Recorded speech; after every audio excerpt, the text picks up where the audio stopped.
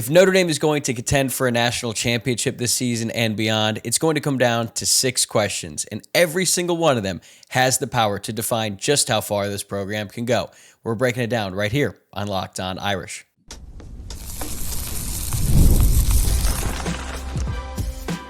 You are Locked On Irish, your daily podcast on the Notre Dame Fighting Irish. Part of the Locked On Podcast Network, your team every day. Hello and welcome in to Locked On Irish, your daily home for Notre Dame football. We're part of the Locked On Podcast Network, now the #1 sports podcast network, all thanks to your support. I'm your host, Tyler Wojciak. I'm a Notre Dame alum, a producer at Fox Sports, and I've been covering the Irish since 2020. I am thrilled to have you here with me on Thursday, January 22nd, and thanks as always for making this your first watch or listen of the day. If you're watching along on YouTube, make sure you subscribe to the channel, or if you're listening to the podcast, go ahead and follow the show on your favorite platform so that way you never miss an episode. And don't forget, we've got the Friday mailbag coming up tomorrow, so drop your questions in the YouTube comments, on X at Locked On Irish, or on Instagram at Locked On Irish Pod. All right, today, we are breaking down the 6 questions that I think will define Notre Dame's entire offseason and ultimately their 2026 season. It's almost like a preview of all of the main things we are going to cover for the next 7 months because I believe they are so crucial to the success of 2026 and also the long-term future of the program. We're talking CJ Carr and whether he can carry this offense without Love and Price, who steps up as the go-to playmakers now that Love and Price are out the door, whether the offensive and defensive line can reach elite levels this season, why slow starts have been such a problem under Marcus Freeman, and how important this upcoming recruiting stretch is for the future. But much like last year, the biggest question around this team going into the offseason is about the quarterback position. But unlike last year, we actually know who the quarterback is going to be because it's going to be CJ Carr. Last year at this time, there were 3 different players who were fighting to become QB1. CJ Carr won the job. He had a terrific season as a redshirt freshman, and now he's going into his 2nd season as the starter. I do not think it's a stretch to say that the 2026 season will go as far as CJ Carr goes. And I don't say that as a warning. That's a good thing because I think CJ Carr is going to be great this season. I mean, there is a reason why he is tied with Texas quarterback Arch Manning as the preseason Heisman favorite. Although, to be honest, I hope Manning is the favorite and not Carr. Right now, they're tied plus 800 on FanDuel. But I hope that by the time the season starts, Arch has the edge over him a little bit in terms of the betting odds because the preseason favorite basically never wins. Arch was actually the favorite going into last season too. And the last preseason Heisman Trophy favorite to actually win the award that season was former Oregon quarterback Marcus Mariota way back in 2014. So Carr was really good last season. He threw for a modest 2,741 pass yards, but he threw 24 passing touchdowns to 6 interceptions. He also finished 3rd in the country in yards per attempt and 8th in yards per completion and still completed just under 67% of his passes. He showed off his mobility as well. He was only sacked 12 times on the year, which can be an issue for some young quarterbacks, but it was not an issue for Carr. He was able to avoid pressure, but he also got the offensive line and the right protection pre-snap and then got the ball out quick when he needed to. He also ran for 3 touchdowns last year and had a long rush of 28 yards. So he's not a dual threat by any means, but he can use his legs, and that's very important in the modern day and age. He also performed well in the 2 biggest games of the season against Miami and Texas A&M, and I think that there is a strong case to be made that if Mike Denbrock and the Notre Dame coaching staff let him rip a little bit more in that season opening game against Miami, they might have won it. But he did not play very well against USC. As a matter of fact, that was his worst game of the season. Now, the conditions were obviously a factor. I was there. It was pouring rain. The wind was pretty brutal. So not ideal conditions for throwing the football, but still, he just never got into a rhythm, even early on when the conditions weren't that bad. But fortunately for him, he didn't need a great game against USC because the running back duo of Jeremiah Love and Jadarian Price dominated. They put on a show. It was a historic performance from a really great running back tandem. But this year, the offense is going to lean heavily on Carr and not so much on the running backs. Last year, Carr was 51st in the country in total passing yards, but Notre Dame averaged over 200 rushing yards per game. They finished 3rd in the country in yards per carry, so they didn't really need to throw the ball downfield a whole lot. It's not like they were afraid to do it by any stretch because CJ Carr definitely threw some bombs. They just didn't have to because they were elite at running the football.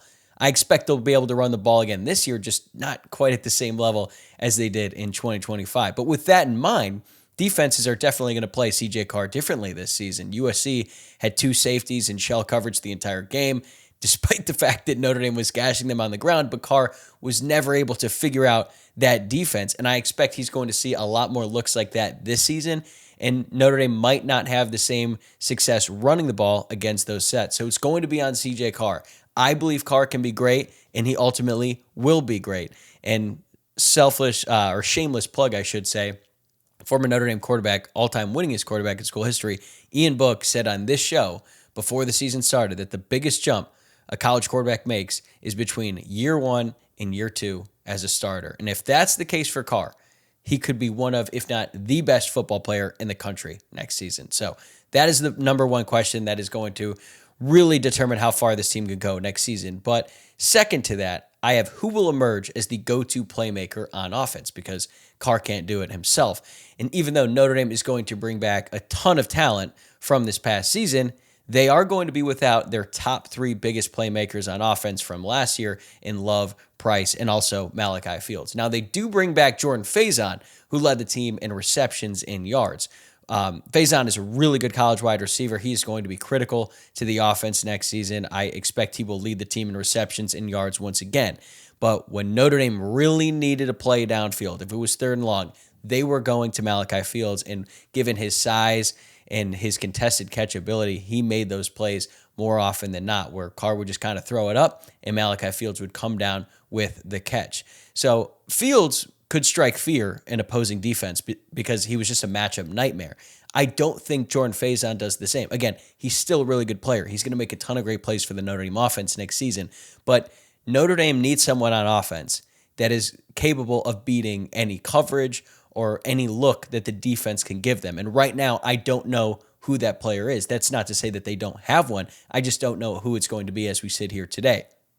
They should have a healthy Jane Greathouse next season, who has certainly flashed in moments. He had his 2 biggest games of his life and the 2 biggest games of his career. I mean, he had over 100 receiving yards against Penn State, and then against Ohio State, the national championship game, he had 2 spectacular touchdown catches, in one where he spun out Caleb Downs, who is widely considered the best safety and arguably the best defensive player in college football. So we have seen Jane Greathouse make great plays against great players, but last year, he wasn't really a factor early on, and then he missed the rest of the season due to his injury. So I don't know if you can count on him to be that player that he was against Penn State and Ohio State for the full season. I really hope that in this offseason, CJ Carr and Jane Greathouse spend a ton of time together, because they just weren't connected in the right way at the beginning of the year. It didn't really make sense to me. Again, Notre Dame had plenty of options with Faison, Fields. They could run the ball as well, but they're going to really need Jane Greathouse to be a really high-end receiver for them next season. So that's another guy to watch out for. They brought in former Ohio State wide receivers Mylan Graham and Quincy Portal out of the transfer portal to help at wide receiver. Both of these guys were former 5-stars. They have all-world potential, but minimal production in college to back it up. The traits are there for both of those guys. Now, Quincy Porter is taller, he's bigger, he's stronger, but Mylan Graham is an elite athlete, and they have a great quarterback who can get them the ball. We're just going to need to see it on the field on Saturdays. They really just need one of those guys to emerge. Like if Mylan Graham looks like the player he was when he was in high school, or Quincy Porter, then that offense is going to be in really good shape, especially at the wide receiver position, because I know you're going to be able to count on Jordan Faison. So if Quincy Porter is anything like Malachi Fields, that's huge. And if Mylan Graham just brings a different dynamic as another field receiver who can move around, maybe he's like TJ Jones was back in the day, that would be a huge boost too. And then at tight end, Cooper Flanagan is going to be back from his torn Achilles injury that basically held him out over the entire 2025 season, but is Cooper Flanagan really like a dynamic playmaker? He's going to be a big boost for this offense, no doubt, but he hasn't really been a fixture in the passing game. They also bring back Ty Washington at tight end. James Flanagan is probably going to be much more of a factor in year 2 than he was in year 1. But again, I don't see really either one of those guys being a super reliable option in the passing game. But then there's the 5-star incoming freshman, Ian Premer. He's all of 6'6", 235 pounds, and he looks like Brock Bowers out there in his high school tape. Now, granted, he was dominating some kids in Kansas, but still, he's a really good player. He was a 5-star for a reason. The fact that Notre Dame did not take a tight end in the portal makes me believe that Premer can contribute right away. You don't want to rely on him all the time because he's going to be a true freshman. He's not even on campus right now. Notre Dame has 24 early enrollees, but Ian Premer is not one of them. But still, he could end up being very impactful in 2026. And in the backfield, I'm very confident Aeneas Williams will be a really good running back for the Irish next fall. He hit on home run plays against teams like Navy and Stanford and Army 2 years ago, but will he be able to do it against a team like Miami or the other good teams that Notre Dame is going to face next season? It remains to be seen. He could be a really good running back first and third down, but can he break off that 40-yard touchdown run when Notre Dame really needs it in the same way that Levin Price did? Probably not to that level, but if he can be a home run hitter against the good teams, that would be a huge boost for the offense. And overall, you just need elite skill players to win championships. I mean, Indiana's top 2 wide receivers, Omar Cooper and Elijah Surratt, combined for 28 receiving touchdowns this past season. And their wide receiver number 3, Charlie Becker, just turned into Jerry Rice during the college football playoff. I can't explain it.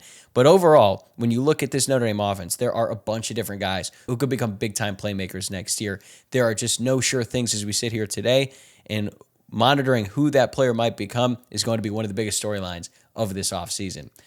All right, we spent a lot of time talking about the skill guys, but as we know, Marcus Freeman wants his program built through the offensive and defensive lines. Are those units capable of being elite in 2026? That's coming up next. Thank you for making Locked On Irish your first watch or listen of the day, and thank you for making Locked On the #1 sports podcast network. If you have not already, make sure you check out our new Everydayer Club. You'll get access to an ad-free audio feed for Locked On Irish. It is the same show, same schedule, just no ads, and it works on Apple Podcasts, Spotify, or whatever podcast app you use. If you listen every day, it's a really easy upgrade. Go to lockedonirish.supercast.com or tap the link in the show notes to learn more. Today's episode is brought to you by TurboTax. Tax season doesn't have to take over your life. This year, TurboTax is making it easier than ever to just hand things off and move on with your day. With TurboTax full service, you can have your taxes done for you by a trusted local expert, start to finish, without the stress or guesswork. Instead of spending hours trying to figure out forms, you can meet with a local TurboTax expert in person or connect online. They handle everything from W-2s to self-employed forms and work to get you every deduction. You can upload your documents, go about your day, and get updates right in the TurboTax app. It's a huge time saver and gives real peace of mind knowing an expert is handling it. For a limited time, you can have your taxes done by a local TurboTax expert for just $150, all in if a TurboTax expert didn't file for you last year. Just file by February 28th. Take taxes off your plate and get back to your life. Visit TurboTax.com/local to book your appointment today. Welcome back to Locked On Irish. Today, we are breaking down the 6 biggest questions for Notre Dame this offseason. And next up, I have a question that involves one single player. Can Charles Jagusah stay healthy? And then a follow-up to that question. What happens if he can't? And this might sound like I'm singling him out in a negative way, and I really do not mean for that to be the case, because I feel really bad for Charles Jagusah and the way that his entire college career has played out up to this point. I defended him after the ATV accident last 4th of July weekend because I thought some of the reporting out there in the aftermath was unnecessary. Like, yes, I understand these guys get paid. They're essentially professional athletes these days, but they're also mostly between the ages of 18 and 22 years old, and I would hope that these guys were able to live their lives to some degree outside of the football field. And then unfortunately for Charles Jagusah, he was just involved in a freak accident that kept him out for the entire 2025 season. But the reality is, Charles Jagusah is the most important offensive lineman going into next season because when he's healthy, he is the best one. And it's kind of crazy to say that when you have a guy like Anthony Knapp coming back for his 3rd year, and he has started practically every single game of his college career at left tackle. And then Gerby Lambert was a former 5-star recruit who just started the full season at right guard. And then you have Will Black, who's coming up as a 5-star. But I feel very confident that Charles Jagusah is the best one.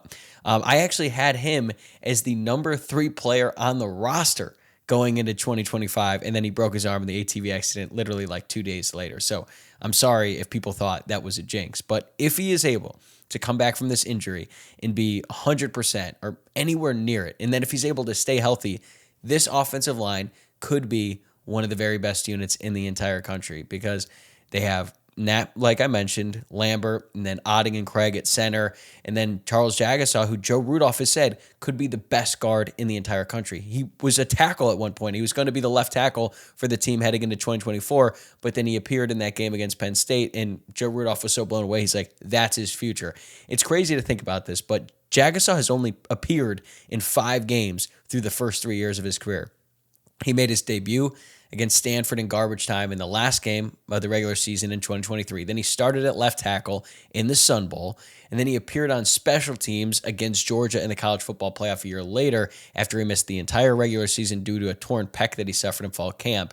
And then in that Penn State game, like I alluded to earlier, he filled in for Rocco Spindler at right guard against Penn State, who had literally been dominating them on the line of scrimmage throughout the game. And then Jagusah nearly single-handedly stabilized the entire offensive line, and they were finally able to move the ball downfield in the second half.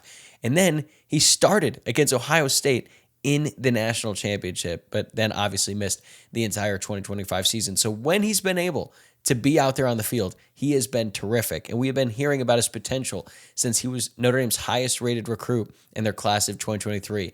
And even since he's been on campus, we have heard about how much the NFL scouts love him. But that potential needs to materialize on the field on a consistent basis. And at this point, I have no idea if he's going to be able to participate in spring practice, which would be 9 months removed from the accident. He suffered a very serious injury and has already dealt with significant setbacks in his recovery. But as we look ahead to 2026, I'm just hoping he'll be able to go out there and be the player he was before the injury. If he is, they should have a really good Joe Moore Award quality offensive line. If I had to guess right now, it's going to be some combination of Anthony Knapp, Jagusah, Lambert, and then Joe Otting to start the year, and then maybe Ashton Craig when he comes back, but I'm not sure. Joe Otting is also a good player. And then maybe Will Black, Sullivan Apsher, or there's usually a wild card whenever you're talking about a Joe Rudolph-led offensive line. But there's a lot of talent in that room. They have recruited offensive line at a supremely high level for the past several years. So they have talent, but they need that one true difference maker, especially now that Billy Schrauth is headed to the NFL. If Jagusah can come back and be that player, that is so huge. If they don't have him, they can still be a good offensive line. So if Jagusah is back, it's a great offensive line. If he's not, they'll still be good, just not necessarily elite. And then in the same way that CJ Carr is going to have to elevate his game now that Love and Price are gone, the offensive line will have to do the same. And we know that the offensive line is always going to be a strength for Notre Dame, but if they want to win a national championship, they have to be truly elite and be able to dominate even the best front sevens in college football.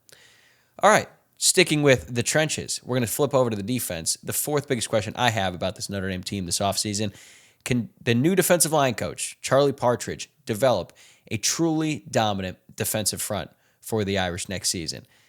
It's really the only question I have about the defense going into 2026. Despite an ugly start to the year, Notre Dame finished 11th in scoring defense in 2025, and they were also 9th in yards per play allowed.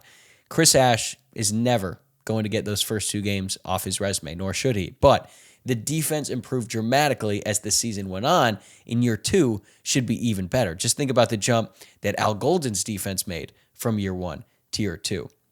And now that Jason Onye has another year of eligibility, he was granted that by the NCAA on Tuesday, Notre Dame is going to bring back its top 9 defensive players in terms of snaps from last season: Adon Schuler, Christian Gray, Leonard Moore, Drake Bowen, Tay Johnson, Boubacar Traore, Jay Nosberry, Kingston Viliamuasa, and Jason Onye. And as we have talked about at length on this show, defensive tackle was clearly the biggest need in the portal, and they addressed it. They added Francis Brew from Pittsburgh. They got Tione Gray from Oregon. Plus, they got Keon Keeley at strong side end, who is going to help. They got Armel Mukam back, even though he entered his name in the transfer portal. And like I said, they got Onye back. So the talent is there. The depth is there to be one of the best defenses in the country. The secondary is almost beyond elite, especially after the portal additions of Jaden Sanders and DJ McKinney. Linebacker is going to be very deep once again. They bring back Sneed, Osbury, Bowen, and then KVA once he's healthy. Like, he's probably going to need some time to get back on track. But I also think Man Framo is poised for a big jump going into year 2. So the real question becomes, what about the defensive line? Miami's defensive line nearly carried them to a national title. Even in their loss to Indiana, they were dominant up front. And they had their way with Notre Dame's offensive line to start the 2025 season. Can Notre Dame reach that level? Can they be as good as Miami was on the defensive line? Maybe not quite, right? Because that might be a historically good unit there with the Hurricanes. Thank God Ruben Payne is going to the NFL before Notre Dame has to take on Miami in November. But they don't need to be quite that good. But if Boubacar Traore takes a big step forward, if Bryce Young takes a big step forward, and Partridge is able to get the most out of guys like Keon Keeley and Logan Thomas, that could be a very dangerous unit off the edge. And then you have more depth on the interior than I ever thought they would have had 3 weeks ago. And you know that Notre Dame is good at running or good at stopping teams from running the ball. Last year, they finished 7th in the country in opponent yards per carry. That's already elite. What if they could pair that with a consistent pass rush? Then you're talking about having an elite secondary, an elite group of linebackers, an elite run defense, and finally, an elite pass rush that Notre Dame has been missing for some time. If Partridge and Chris Ash can unlock that, this could be the best Notre Dame defense that we have seen in some time. All right, we have covered what Notre Dame has on the roster. Now the question becomes whether it all comes together early and whether the program can keep its momentum off the field as well. That's next on Locked On Irish. We're back here on Locked On Irish, taking a look at the 6 biggest questions that I have for Notre Dame this offseason. And coming in at number 5, will Notre Dame be able to avoid yet another slow start and come out fast? And we're not truly going to know the answer to this until September of 2026, but it is something that we are going to talk about a lot between now and then. And I would imagine it is something that Marcus Freeman and his staff talk a lot about between now and then. There's really no other way to slice it. Slow starts have been a real problem for Notre Dame under Marcus Freeman. It cost them their entire season in 2025. They started out 0-2 with close losses to Miami and Texas A&M, and even though they won 10 straight, it wasn't enough in the eyes of the College Football Playoff Committee. And it nearly cost them in 2024 when they lost to Northern Illinois in the home opener. Now, the irony there is they won the first game of the season on the road against Texas A&M in Kyle Field, a really hostile environment. It wasn't a great game on offense, but defensively they played lights out. So in a way, they did start out fast, but then they just took their foot off the gas and went backwards in a big way. And then it kind of took them a while to regroup and get back on track after that loss. And then in 2023, they started out strong, but the schedule was lighter. Like they pummeled Navy in Dublin, and then they beat up on Tennessee State in Central Michigan, and they still lost to Ohio State in September, their first real big game of that season. In 2022, Marcus Freeman's first year as the head coach, they started at 0-2 with the loss to Ohio State on the road, which was totally forgivable. But then they lost to Marshall at home, which is, a little less forgivable there. The pattern is hard to ignore. Marcus Freeman has proven that he is excellent at improving teams as the season goes on. But frankly, his teams have just not been that good early on in the year. He is 1-3 in home openers. That doesn't even make sense. And he has lost 6 regular season games before October through his first 4 seasons as head coach. Now, on the flip side, he also ended the last 2 regular seasons on 10-game winning streaks. So if they could just start faster, they'd be in great shape. Hell, they may never lose if they could just figure out the issues that they have in September. And knowing Freeman, I'm sure this is a huge point of emphasis this offseason. He has always been very forward-thinking with sports science, recovery, preparation, and he's constantly trying to evolve and improve. The schedule should help out a little bit. It's not nearly as tough to start the year as it was last year. They're not opening up on the road against the eventual national title runner-up, but they are opening against Wisconsin in Lambeau Field. I wouldn't say that's like a true road game, even though it's in Wisconsin. I would imagine the crowd split is going to be about 50-50.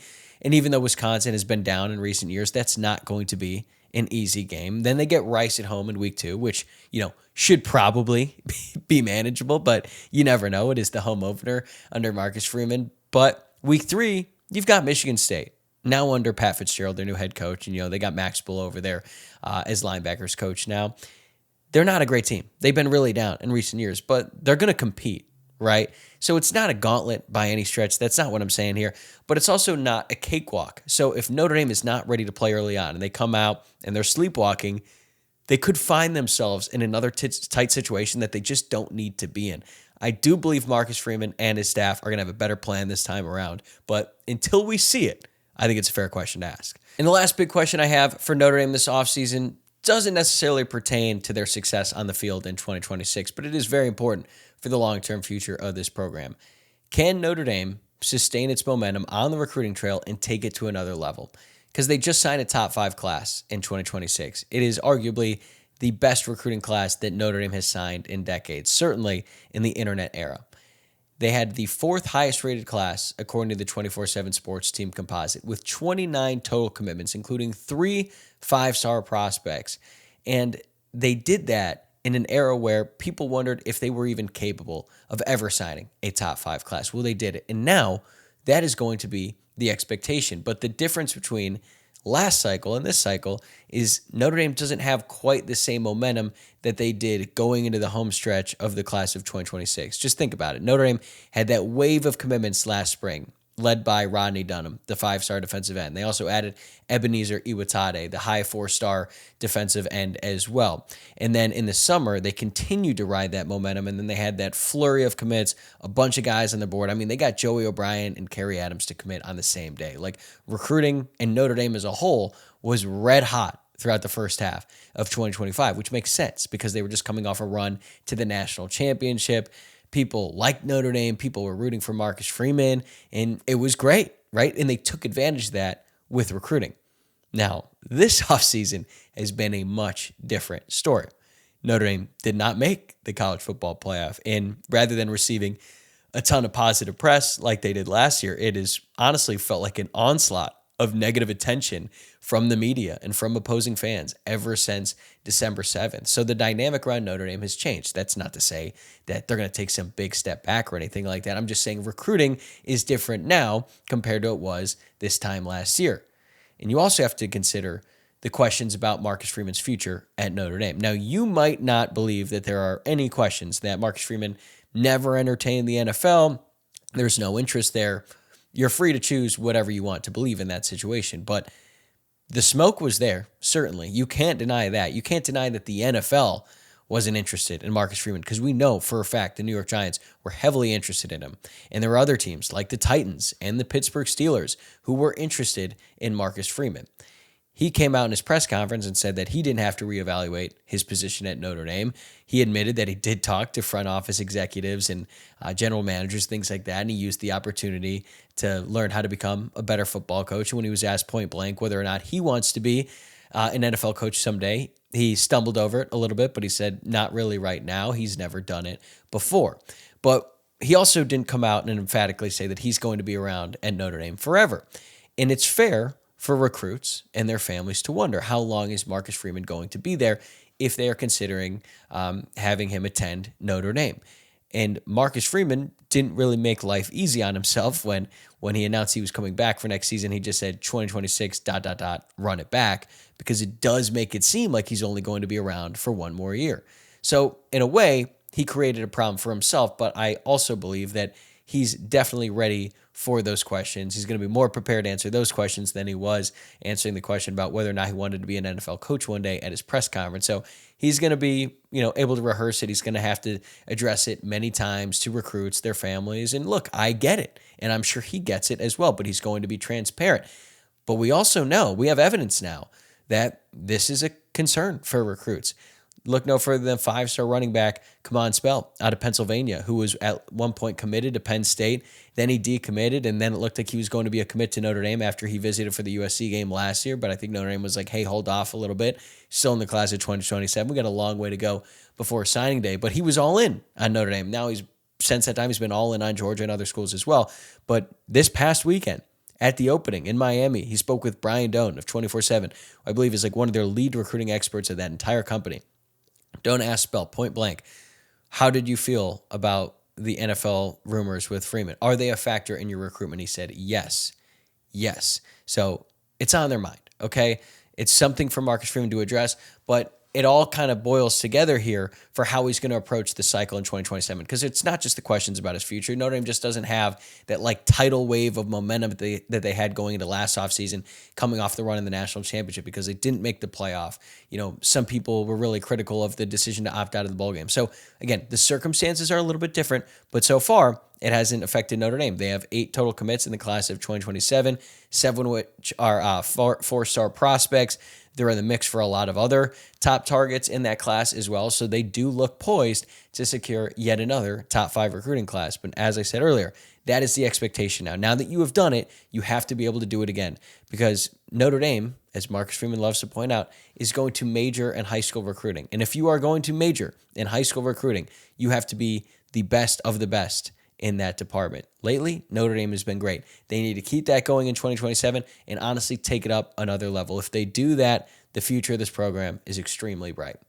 All right, that's going to do it for me today. Thanks again for making this your first watch or listen of the day. And before you leave, please take a second, make sure that you're subscribed on YouTube or wherever you are listening to the podcast. And if you really want to help us out, you can by liking the video below if you're watching on YouTube, or by rating the podcast 5 stars and leaving a review. If you never miss an episode, the Everydayer Club is built for you. Get Locked On Irish ad-free, plus members-only Discord access and more. Head to lockedonirish.supercast.com to join the club.